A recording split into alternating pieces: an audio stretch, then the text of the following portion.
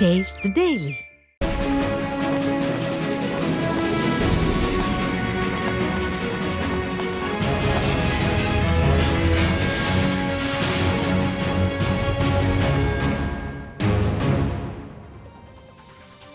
நாமக்கல் மாவட்டம் பள்ளிப்பாளையம் காவல்துறை துணை கண்காணிப்பாளர் அலுவலகத்தை குமாரபாளையத்தில் அமைக்க வலியுறுத்தி முன்னாள் அமைச்சரும் அதிமுக சட்டமன்ற உறுப்பினருமான தங்கமணியிடம் அனைத்து பொதுநல அமைப்பினர் சார்பில் கோரிக்கை விடுக்கப்பட்டது.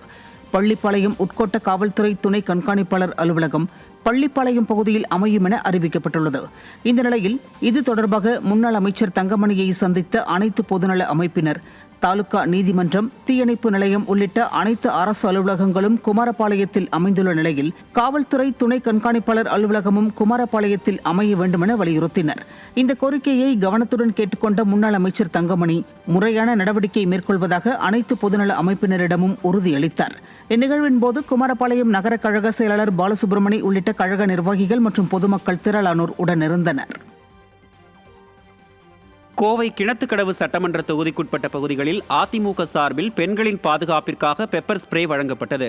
தமிழகத்தில் திமுக ஆட்சியில் நாளுக்கு நாள் பெண்களுக்கு எதிரான குற்ற சம்பவங்கள் அதிகரித்து வருகிறது. இதனால் பெண்களே அவர்களை பாதுகாத்துக் கொள்ளும் வகையில் கிணத்துக்கடவு சட்டமன்ற தொகுதிக்கு உட்பட்ட பகுதிகளில் மதுக்கரை அதிமுக நகர செயலாளர் சண்முகராஜா தலைமையில் கழக நிர்வாகிகள் பெண்களுக்கு பெப்பர் ஸ்ப்ரே வழங்கினர். பேருந்து நிறுத்தம் மற்றும் பேருந்தில் பயணம் செய்த பெண்களுக்கு கழக நிர்வாகிகள் பெப்பர் ஸ்ப்ரேவை வழங்கினர். இதில் கழக நிர்வாகிகள் ஏராளமானோர் கலந்து கொண்டனர்.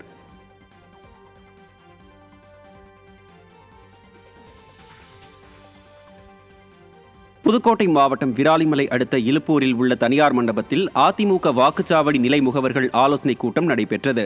முன்னாள் அமைச்சரும் விராலிமலை எம்எல்ஏவுமான டாக்டர் சி விஜயபாஸ்கர் தலைமையேற்று தேர்தல் ஆணையத்தால் அமல்படுத்த இருக்கும் சிறப்பு தீவிர வாக்காளர் திருத்த முகாம் மற்றும் 2026 தேர்தலில் ஆற்ற வேண்டிய பணிகள் குறித்து ஆலோசனை வழங்கினார். இதில் பூத் கமிட்டி பொறுப்பாளரும் முன்னாள் சட்டமன்ற உறுப்பினருமான சதன் பிரபாகர், ஐடி பிரிவு மாவட்ட பொறுப்பாளர்கள் கோபாலகிருஷ்ணன், ராகுல் உள்ளிட்ட கழக நிர்வாகிகள் பங்கேற்றனர்.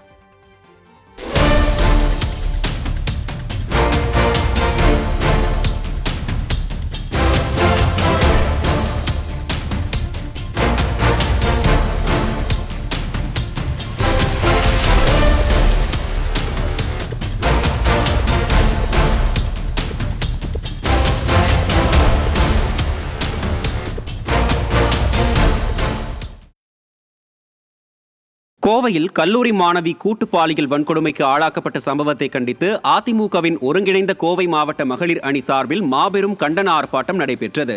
நிர்வாகத்திறனற்ற திமுக ஆட்சியில் நாளொரு மேனியும் பொழுதொரு வண்ணமுமாக கொலை, கொள்ளை, வழிப்பறி சம்பவங்களை தொடர்ந்து தற்போது பாலியல் வன்கொடுமை சம்பவங்களும் சர்வசாதாரணமாக நடைபெற்று வருகிறது. குற்றங்களை தடுக்க வேண்டிய காவல்துறை ஆழ்ந்த உறக்கத்தில் இருப்பதால் பாலியல் குற்றங்கள் சர்வசாதாரணமாக நடைபெற்று வருகிறது. இதன் தொடர்ச்சியாக கோவை விமான நிலையம் பின்புறம் அருகே தனது ஆண் நண்பருடன் பேசிக் கொண்டிருந்த கல்லூரி மாணவியை கடத்திச் சென்று கூட்டு பாலியல் வன்கொடுமைக்கு ஆளாக்கப்பட்டார்.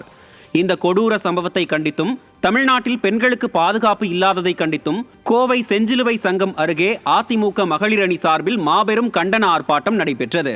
அதிமுக மகளிர் அணி செயலாளரும் முன்னாள் அமைச்சருமான ப. வளர்மதி தலைமையில் நடைபெற்ற ஆர்ப்பாட்டத்தில் ஏராளமான பெண்கள் கலந்து கொண்டு ஸ்டாலின் அரசை கண்டித்து முழக்கங்களை எழுப்பினர். போராட்டம் இது போராட்டம், போராட்டம் இது போராட்டம். பாதிக்கப்பட்ட மாணவிக்கு நீதி கேட்டு போராட்டம், நீதி கேட்டு போராட்டம். பாதுகாப்பில்லை பாதுகாப்பில்லை பாதுகாப்பில்லை பாதுகாப்பில்லை பாதுகாப்பில்லை பாதுகாப்பில்லை பாதுகாப்பில்லை பாதுகாப்பில்லை. விடியா திமுக ஆட்சியிலே பள்ளி செல்லும் சிறுமிகளுக்கு பாதுகாப்பில்லை, கல்லூரி மாணவிகளுக்கு பாதுகாப்பில்லை.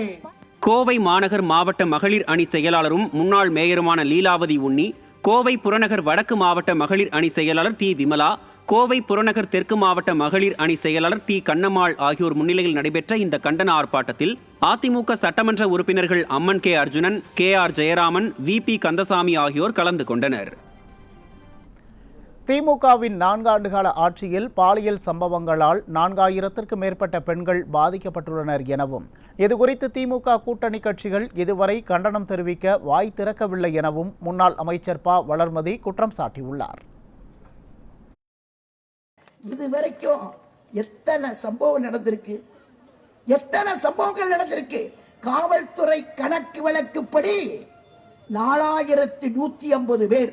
இது பத்திரிகையில் வந்த செய்தி தான். இந்த குழந்தையிலிருந்து பெரியவங்க வரைக்கும் மோசமான நிலைக்கு ஆளாக்கப்பட்டவர்கள் அவர்கள் இந்த 4000க்கு பேர் மேற்பட்டு. நான் கேட்க விரும்புறேன், அவங்கள பெத்தவங்க எல்லாம் எவ்வளவு கற்பனையில இருந்திருப்பாங்க. இந்த உண்டியல் குலுக்கியே காலத்தை ஓட்டுவானுங்க ஒரு கட்சி, உங்களுக்கு தெரியும். அவன் தான் பாத்தீங்கன்னா கும்பி அருகிது அத்தான், குடல் கருகி சத்தான் சொல்வானுங்க. நான் கேட்கிறேன், பாவிகளா, அந்த சிவப்பு கொடி எதுக்குப்பா வச்சிருக்கிறீங்க? அந்த கொடியை பிடிச்சுக்கிட்டு ஊரெல்லாம் உண்டியல் குலுக்கிறதுக்கு வச்சிருக்கீங்களா? நான் கேட்கிறேன், நேர ஸ்டாலினை கண்டிச்சு கம்யூனிஸ்ட் கட்சிக்கார ஒரு அறிக்கை கொடுத்திருக்க வேண்டாமா? உன் பெண்கள்லாம் வந்திருக்க வேண்டாமா? இன்னொருத்த காலையில டிவியை திருப்பினா அவர் தான், மத்தியானம் திருப்பினா அவர் தான், ராத்திரி திருப்பினா அவர் தான். நான் பேரெல்லாம் சொல்ல மாட்டேன், ஏன்னா அவரு இதுவரைக்கும் அறிக்கை கொடுக்கல, அவரு இதுவரைக்கும் கொடுக்கல. இன்னொருத்தர் பெரிய கட்சி, தேசிய கட்சி, அந்த தேசிய கட்சியில் இருக்கிறவங்க எல்லாத்துக்கும் யோசனை சொல்லுவாங்க. ஆனா கோயம்புத்தூர்ல சீரழிக்கப்பட்ட ஒரு பெண்ணுக்கு நியாயம் கேட்க தெரியாத துப்பு கெட்ட கட்சி எல்லாம் உங்களுக்கு ஏன் கட்சி? உங்களுக்கு ஏன் கொடி? உங்களுக்கு ஏன் கோஷம்? கோஷம்னு சொன்னா நீங்க செய்ய வேண்டிய இடம் பாதிக்கப்பட்ட இடத்துக்கு வந்து பாதிக்கப்பட்ட பெண்ணை பார்த்து நீங்கள் அந்த நேரத்தில் ஆறுதல் தெரிவித்திருக்க வேண்டும். ஆனால் இதுவரைக்கும் இந்த திமுகவோட கூட்டு வச்சிருக்கிற எல்லா கட்சியா இருந்தாலும் சரி, ஒரு கட்சி கூட இதுவரைக்கும் கண்டனம் தெரிவிக்கல. கோவையில் கல்லூரி மாணவியை போதை ஆசாமிகள் கூட்டு வன்கொடுமை செய்திருப்பது தமிழகத்திற்கே தலைக்குனிவு என முன்னாள் அமைச்சரும் சட்டமன்ற எதிர்க்கட்சி துணைத் தலைவருமான RB உதயகுமார் குற்றம் சாட்டியுள்ளார். இது தொடர்பாக அவர் வெளியிட்டுள்ள வீடியோவில், சட்டம் ஒழுங்கு என்றால் என்ன என்று கேட்கும் நிலையில் தற்போது தமிழகம் உள்ளதாகவும், இதுகுறித்து ஆட்சியாளர்கள் கொஞ்சம் கூட கவலைப்படவில்லை எனவும் விமர்சித்துள்ளார். பேசிக் கொண்டிருந்த மதுரையைச் சேர்ந்த கல்லூரி மாணவியை கத்தி முனையிலே கடத்தி போதை ஆசாமிகள் 3 கூட்டு பலாத்காரம், பாலியல் பலாத்காரம் செய்த சம்பவம் கடும் அதிர்ச்சியையும் கவலையும் ஏற்படுத்தி இருக்கிறது. ஆகவே தமிழகத்திலே சட்டம் ஒழுங்கென்றால் என்ன என்று கேட்கிற அளவிலே தான் இன்றைய நிலைமை அமைந்திருக்கிறது. பெண்ணினத்தை தெய்வத்திற்கு சமமாக இணையாக வணங்கும் தமிழர் பண்பாடு, ஆனால் ஆட்சியாளர்களின் அக்கறையின்மையால் இன்றைக்கு தமிழகம் தரணியிலே தலைகுனிந்து நிற்கிறதே. இன்றைக்கு இந்த தொடர் துயர சம்பவங்கள் அரங்கேற்றப்பட்டு வருவதற்கு முடிவுரை எழுதிட புரட்சி தமிழர் எடப்பாடியார் தலைமையிலே மீண்டும் மக்களாட்சி மலரச் செய்திட உறுதியேற்று உடனே களத்திற்கு செல்வோம்.